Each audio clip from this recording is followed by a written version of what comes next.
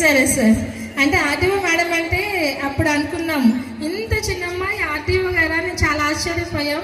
కానీ తర్వాత ఆమె చేస్తున్న కార్యక్రమాలు కలెక్టర్ సార్ కూడా ఆమెకి ఎన్ని బాధ్యతలు అప్పగిస్తున్నారో చూసిన తర్వాత మనం చూడాల్సింది సైజు ఏజ్ కాదు, ఆ టాలెంట్ అన్నది తెలుసుకున్నాము. మేము మా మీటింగ్లో కూడా మేము మాట్లాడుకుంటాం, ఈరోజు ఆడపిల్లలు వయసు అది చూడకండి, వాళ్ళ టాలెంట్ అనేది ఏ ఏజ్లో అయినా ఉంటుంది. ఫర్ ఎగ్జాంపుల్ మా మేడం అని మేము చెప్పుకుంటాము. సో ఈరోజు మా మేడం గారి ఎక్స్పీరియన్స్ మాతో షేర్ చేసుకుంటే మరింత ఇన్స్పిరేషన్గా మేము అవ్వాలని కోరికతో మేడం మీ స్పీచ్ ఇవ్వాల్సిందిగా కోరుకుంటున్నాం. మహిళా దినోత్సవ శుభాకాంక్షలు. అండ్ ఈ ఇయర్ థీమ్ వచ్చి గివ్ టు గెయిన్. సో ఏదైనా ఒకటి ఇచ్చి దానివల్ల లాభం పొందండి అన్నది తెలుగులో దీని అర్థం. సో ఏంటి సింపుల్ గివ్ టు గెయిన్, దీనికి అర్థం ఏంటి అంటే మనం ఒక ఫస్ట్ చిన్నప్పటి నుంచి కూడా మనం చూసుకోవచ్చు. చిన్నప్పుడు మనం హౌస్ హోల్డ్ లెవెల్లో తీసుకుంటే ఒక అమ్మ తన ఒక ఆడపిల్ల పుడితే థర్డ్ మీ జాబ్ ఏదైనా కూడా ఇప్పుడు మీరు చేస్తున్నదైనా ఎవరు చేస్తున్నదైనా ఎనీ వాళ్ళ ప్రొఫెషనల్ సర్కిల్లో మంచి కంపాటబిలిటీ కావచ్చు, లేకపోతే వాళ్ళకి ఏమైనా తెలియచెప్పడం కావచ్చు, చిన్న చూపుగా చూడకుండా ఇంకా ఎనీ ఫినాన్షియల్ సపోర్ట్ కావచ్చు, ఏదైనా కూడా any type of support if you give, so that will make that women to gain. అంటే వాళ్ళు ఇంకొక ఫ్యూచర్లో వాళ్ళు ఎలా ఎదగాలన్న దాని మీద డిసైడ్ అవుతుంది. సో సేమ్ ఫ్రమ్ ఒక మెయిన్ పర్స్పెక్టివ్లో చూసుకున్నా చిన్నప్పటి నుంచి మన father support. So in my case మా ఫాదర్ వల్లే నేను ఇక్కడ ఈ స్టేజ్లో ఉన్నాను. సో ఏదైనా కూడా ఎవరి సపోర్ట్ అయినా కూడా ఇంపార్టెంట్. సో అది కూడా మనకు మెన్ ఈ సందర్భంగా మనకు సపోర్ట్ చేసిన అందరి మెన్కి కూడా నేను థ్యాంక్ యూ చెప్పాలనుకుంటున్నాను. అండ్ ఇంకా ఈ సపోర్ట్ని ఇట్ ఈస్ అండ్ నా ఉద్దేశంలో ఉమెన్స్ డే అనేది it is not a race between men and ఉమెన్లో ఎప్పుడూ చూడకూడదు. ఇది ఒక కంపాటబిలిటీగా అంటే అందరినీ సమానంగా ఎలా చూడాలనుకుంటున్నాం అన్నదే మెయిన్ ఉమెన్స్ డే. కానీ లేకపోతే ఏదైనా కూడా ఒకప్పుడు అందరినీ తక్కువ చూశారు, మనందరినీ తక్కువ చూశారు కాబట్టి ఇప్పుడు అందరినీ సమానంగా చూడాలి. శ్రీ వెంకటేశ్వర ఎస్ఎస్జి.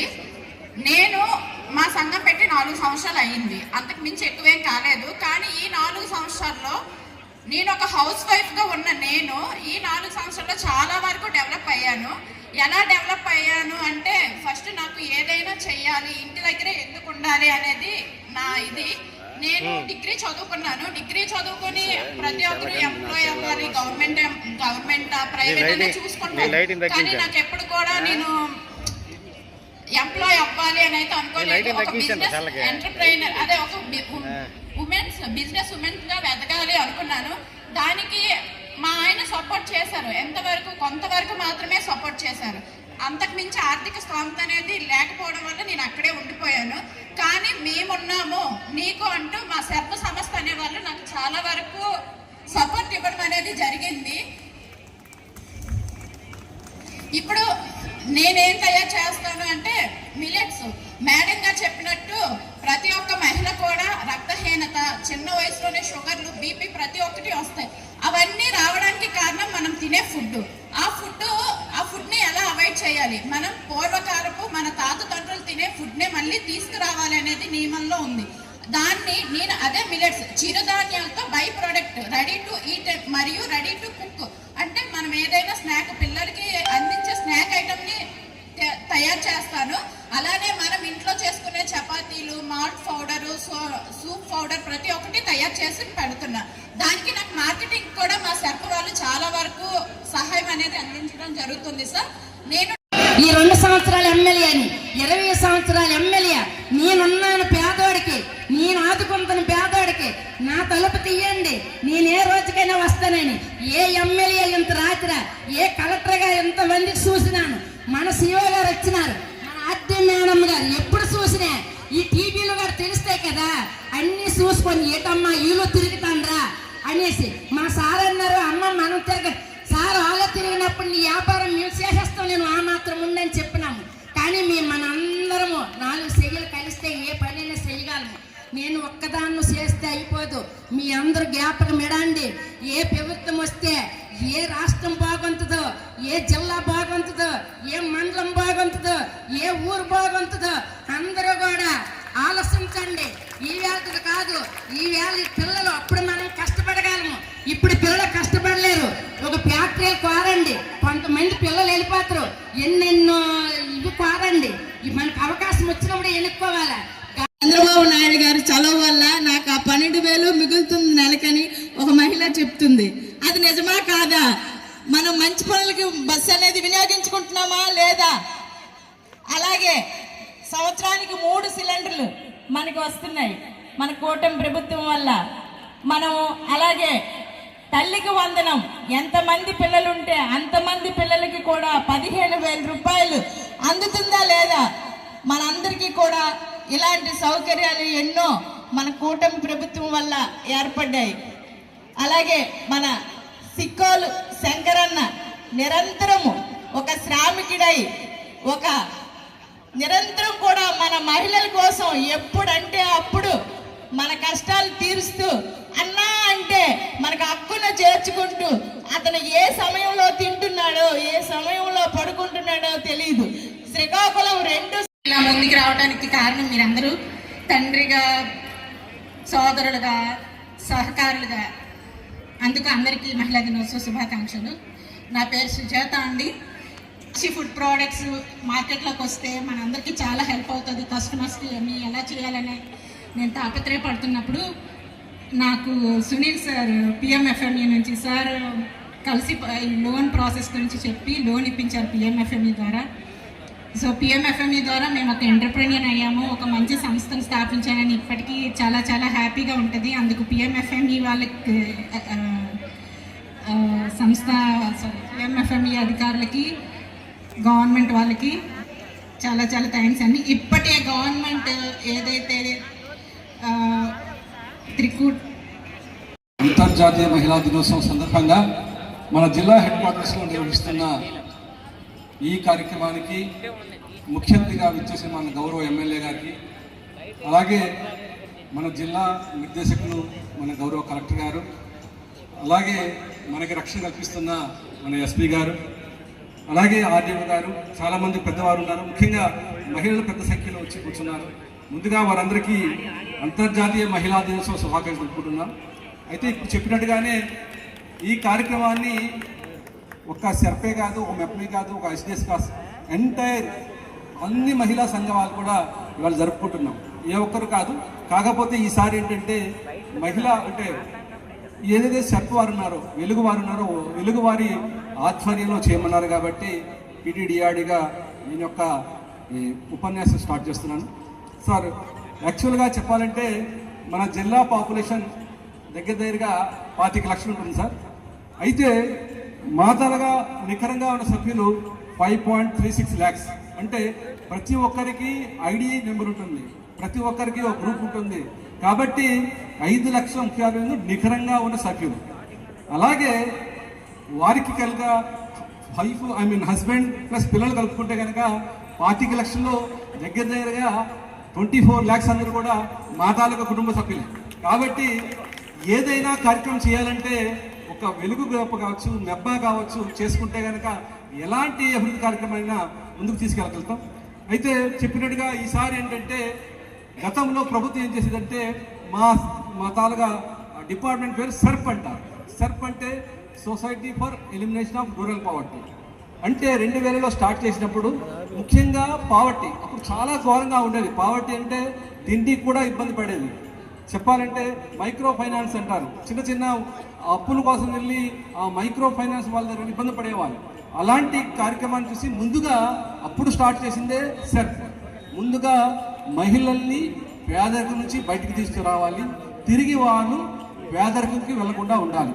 అయితే ఈ యొక్క ఏదైతే ప్రభుత్వం ప్రజెంట్ ఉన్న మన ముఖ్యమంత్రి గారు ఆశించినట్టుగా గ్రూపులు ఫామ్ చేశాక పేదరికం నుంచి బయటకు రావడమే కాదు, ఇప్పుడు ఏ స్థాయికి వెళ్ళాము, వ్యాపారవేత్తలుగా వెళ్ళడానికి ప్రణాళిక వేస్తున్నాం. కాబట్టి ఈ యొక్క కార్యక్రమాన్ని మన ముఖ్యమంత్రి గారు విజయవాడలో ఏం చేస్తున్నారంటే 1,00,000 మందిని ఎంటర్ప్రెన్యూర్గా ఇవాళ డిక్లేర్ చేస్తున్నారు. అలాగే రేపు రాబోయే సంవత్సరం 2026-27 ఆర్థిక సంవత్సరంలో కూడా ప్రతి దగ్గర కూడా 1,00,000 అంటే ప్రతి జిల్లా మొత్తానికి, రాష్ట్రం మొత్తానికి 1,00,000 మందిని కొంచెం ధైర్యం తెచ్చుకొని 1-2 విషయాలు. ఆంధ్రప్రదేశ్ ప్రభుత్వం కావచ్చు, ఆంధ్రప్రదేశ్ పోలీస్ కావచ్చు, లేదా శ్రీకాకుళం పోలీస్ కావచ్చు, మహిళా భద్రతకు అనేది ఎప్పుడు ఇంపార్టెన్స్ అనేది ఇస్తారు. దానికి సంబంధించి ఎన్ని ప్రికాషన్స్ తీసుకోవాలి, ఏం చేయాలనేది అన్నీ చేస్తారు. సో అలా చేస్తున్నారు కాబట్టి మీరు ధైర్యంగా బయటకు వచ్చి మీ డ్యూటీస్ మీరు చేయగలుగుతున్నారు. అది ఉద్యోగాలకు వెళ్తున్న వాళ్ళు కావచ్చు, లేదంటే మీ ఓన్గా మీరు బిజినెస్ పెట్టుకొని రన్ చేస్తున్న వాళ్ళు కావచ్చు, లేదా మీ పిల్లల కాలేజ్కి వెళ్తున్న వాళ్ళు కావచ్చు, లేదా వాళ్ళ జాబ్లకు వెళ్తున్న వాళ్ళు కావచ్చు. ఆ ఇంట్లో నుంచి బయటకు వచ్చి మళ్ళీ ఇంట్లోకి వచ్చే వరకు వాళ్ళు సేఫ్గా రాగలుగుతున్నారు అంటే అది ప్రభుత్వం మహిళా భద్రతకి, చిన్నపిల్లల భద్రతకి తీసుకుంటున్న ప్రికాషన్స్ వల్లనే, ఆ ప్రోగ్రామ్స్ వల్లనే. ఇది ఇంతకు మించి పోలీస్ పరంగా నేను ఎక్కువ చెప్పకూడదు ఇక్కడ. ఒకటి శక్తి అని చెప్పి ఒక యాప్ ఉంటుంది.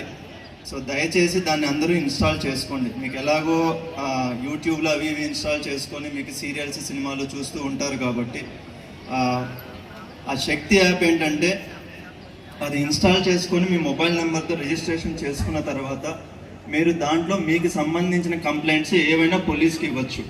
మీరు పోలీస్ స్టేషన్కి కూడా రావాల్సిన అవసరం లేదు. మీరు ఎక్కడ ఉన్నా, ఎటువంటి సిచ్యువేషన్లో ఉన్నా, ఏ ఎమర్జెన్సీ పరిస్థితిలో ఉన్నా కూడా మీరు దాని నుంచి అక్కడ నుంచి కంప్లైంట్ ఇవ్వచ్చు, లేదా అక్కడ నుంచి మీరు ఒక ఫోన్ కాల్ చేస్తే మీకు ఇమీడియట్గా పోలీస్ అన్న వాళ్ళు మీ ప్లేస్కి వస్తారు. తర్వాత ఒక చిన్న విషయం, పోలీస్కి సంబంధించింది కాదు ఇది. ఒక చిన్న విషయం మేము బయట అబ్జర్వ్ చేస్తున్నది ఏంటంటే, ఎక్కువ నేను జనరల్గా ఇంటరాక్ట్ అయ్యేది పిల్లలతో ఇంటరాక్ట్ అవుతుంటాం, కాలేజ్ పిల్లలతోటి, వాళ్ళతో ఇంటరాక్ట్ అవుతూ ఉంటాం. ఇంతమంది పెద్దవాళ్ళతో ఇంటరాక్ట్ అవ్వడం అనేది తక్కువ. చాలా చోట్ల మన కుటుంబాల్లో మనం చూస్తూ ఉంటాం. మన కుటుంబాల్లో ఆడపిల్లలు ఉన్నప్పుడు వాళ్ళు బయటికి వెళ్తూ ఉంటే, అమ్మ జాగ్రత్త, బయట ఎవరో కొంచెం ఇబ్బందిగా బిహేవ్ చేసే వాళ్ళు ఉంటారు, మనల్ని ఇబ్బంది పెడతారు, మీరు జాగ్రత్తగా ఉండాలి, వాళ్ళతో మాట్లాడొద్దు, ఇది చెయ్యొద్దు, అది చెయ్యొద్దు, అలా డ్రెస్ వేసుకోవద్దు, ఇలా డ్రెస్ వేసుకోవద్దు అని చాలా చెప్పి పంపిస్తాం. నా రిక్వెస్ట్ ఒకటే, మీరు అది అమ్మాయిలకి చెప్పడం మానేయండి. మీ చుట్టుపక్కల ఉన్న అబ్బాయిలు, అది మీ పిల్లలు కావచ్చు, మీ భర్తలు కావచ్చు, మీ అన్నదమ్ములు కావచ్చు, వాళ్ళకి చెప్పండి. బయట అమ్మాయిలు ఉంటారు, మీరు జాగ్రత్తగా బిహేవ్ చేయండి. మీరు అక్కడి నుంచి, మీరు ఇంట్లో నుంచి బయటికి వెళ్ళిన తర్వాత మీరు ఇంట్లోకి వచ్చే వరకు కూడా అమ్మాయిలతో జాగ్రత్తగా బిహేవ్ చేయండి, వాళ్ళతో తప్పుగా బిహేవ్ చేయొద్దు.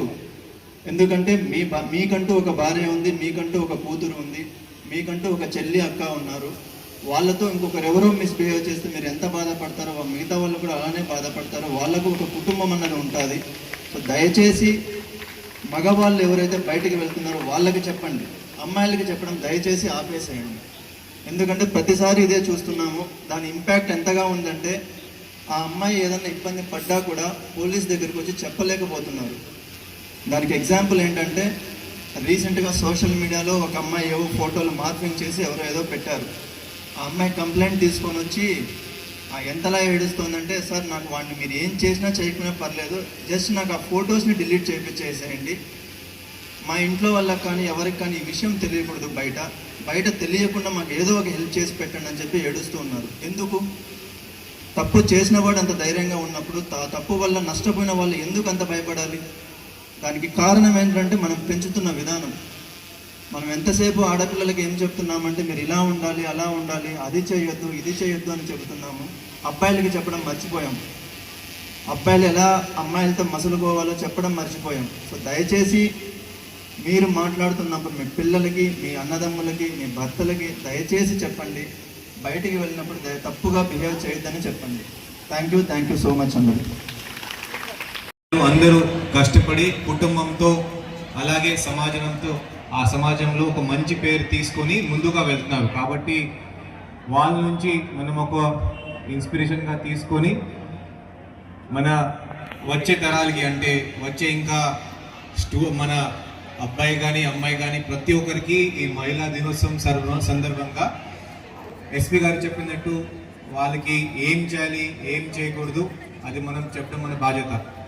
ఇది కాకుండా మన ఆనరబుల్ ముఖ్యమంత్రి అలాగే గవర్నమెంట్ ఆఫ్ ఏపీ ఆదేశం మేరకు మన శ్రీకాకుళం జిల్లాలో చాలా పని చేయడం జరిగింది. దీంట్లో సర్ఫ్ నుంచి అలాగే మెప్మా నుంచి ఇప్పటికే చాలా ఎక్కువ, నాకు తెలుసు బహుశా ఎంటైర్ స్టేట్లో మనదే ప్రథమ ఉంది. ఒక 266 కోటి రూపాయలు మన క్రెడిట్ లింకేజ్ కింద మహిళలకు ఇవ్వడం జరిగింది. శ్రీనిధిలో ఒక 312 కోట్లు మనం ఇవ్వడం జరిగింది. ఉన్నతిలో ఒక 7 crore. అలాగే విమెన్ ఎంటర్ప్రినర్ శివం గారు ఇప్పుడే చెప్పారు, 1,00,000 మంది ఎంటర్ప్రినర్ అంటే లక్పతి దీది అనవచ్చు, లేకపోతే మహిళా ఎంటర్ప్రినర్ అనవచ్చు. మన జిల్లా నుంచి ఒక 5,300 వరకు ఈసారి మనం చేసాం. నెక్స్ట్ ఇయర్ ఒక 6 లక్షల టార్గెట్ ఉంటే అలాగే మన టార్గెట్ కూడా పెంచడం ఇవ్వడం జరుగుతుంది. ఇది కాకుండా ప్రతి ఒక్క ప్రోగ్రాంలో అది పోలీస్ డిపార్ట్మెంట్ ఉండొచ్చు, హెల్త్ డిపార్ట్మెంట్ ఉండొచ్చు, మహిళల కోసం ఏదో ఒకటి ఒక కంపోనెంట్ మనకి ఉంటుంది. సో దయచేసి కాబట్టి ప్రతి ఒక్కరు అది కూడా చూసుకొని హెల్త్ పరంగా కానీ, లేకపోతే పోలీస్ పరంగా అంటే భద్రత పరంగా కానీ, ఇది కాకుండా లైవ్లీహుడ్ పరంగా కానీ అందరూ ముందుగా వెళ్ళాలి. ఇప్పటికే టైం ఎక్కువైపోయింది కాబట్టి మరి ఒకసారి అందరికీ ఇంటర్నేషనల్ విమెన్స్ డేకి హార్దిక శుభాకాంక్షలు చెప్తూ సెలవు తీసుకున్నాం. Thank you. సార్ ఇప్పుడు వెనకరండి.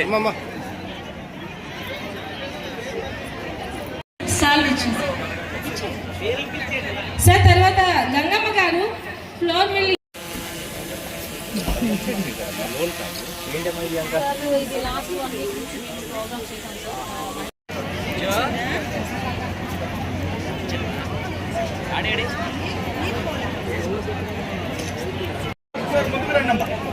మీరు క్రాస్ అవ్వండి కొద్దిగా.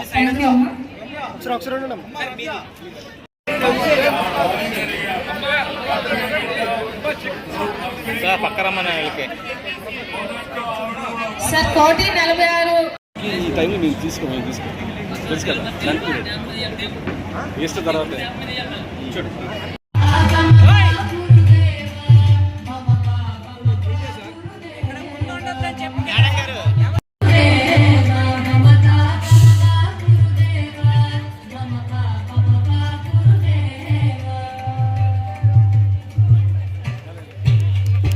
Yo no tiene